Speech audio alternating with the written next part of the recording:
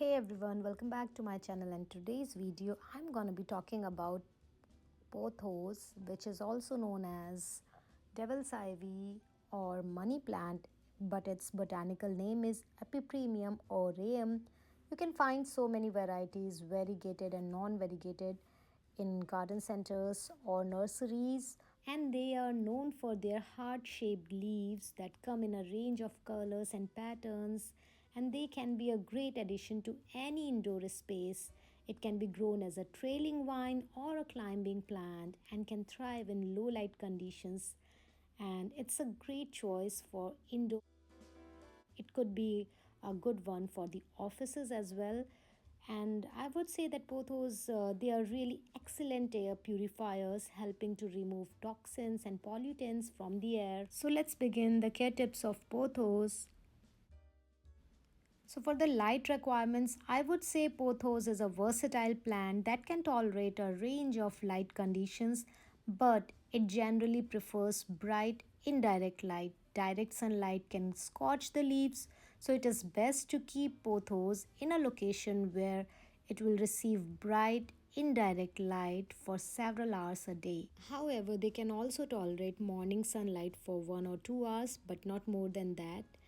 And in case if you see your plant's leaves are becoming smaller, or there is no growth happening in your plant, then you need to check the spot. It's maybe that you are keeping your plant in a darkest spot for a long period of time.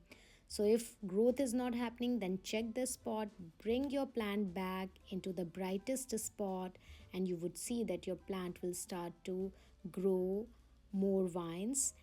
And if you have a variegated varieties such as golden or marble queen pothos, then I would recommend that keep them in the brightest spot of your home so that they can maintain its variegation. Now, coming to the watering part, friends, I would say that water is really essential. Check your soil before watering your pothos. You can use your finger or insert any popsicle stick or any wood to just check if it comes out clear. Then you can water your plant immediately. And whenever you water your plant, water it thoroughly, which means that let the water drain out from the drainage holes, and always allow the soil to dry out slightly between watering. Overwatering can lead to root rot, which is not good for your plant's health. So always check the soil before watering your plants. Now I'm going to talk about temperature. So pothos is a tropical plant that prefers warmer temperature. It can tolerate a wide range of temperatures, but it generally thrives in temperatures between 60 to 90 degrees Fahrenheit, or let's say 15 to 30 degrees Celsius. However, pothos can tolerate temperatures as low as 50 degrees Fahrenheit or 10 degrees Celsius for short periods, but prolonged exposure to cold temperatures can damage the plant. So, I would suggest that if you want to keep your plant healthy and thriving, keep them in the consistent temperature. Avoid keeping them in the extreme temperatures. Pothos are humidity loving plants. Since they are the tropical ones, you can just mist it around, or you can use any pebble tray during winter times when the humidity level is pretty low inside indoors. Or you can keep all the plants in the kitchen sink and then just rinse them off. They love this also. And if you do it on a regular basis like I do it once in every week, so they kind of feel so good, and you would see that the plant is growing faster, and you would see the leaves are looking more shiny, and this could be also helpful in removing dust and pests away from your plants.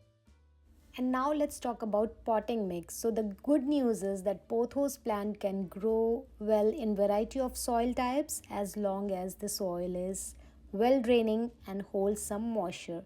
So a good soil mix for pothos should be rich in organic matter and should provide adequate drainage. And friends, I am using 5 parts of organically rich potting soil, which is a combination of cocoa coir, yucca, and compost. And in this, I am going to use 1 part of perlite. Perlite is a volcanic glass which is good for like in improving the soil structure, drainage and aeration. And I'm mixing it all together, and there you go friends, my potting mix is ready.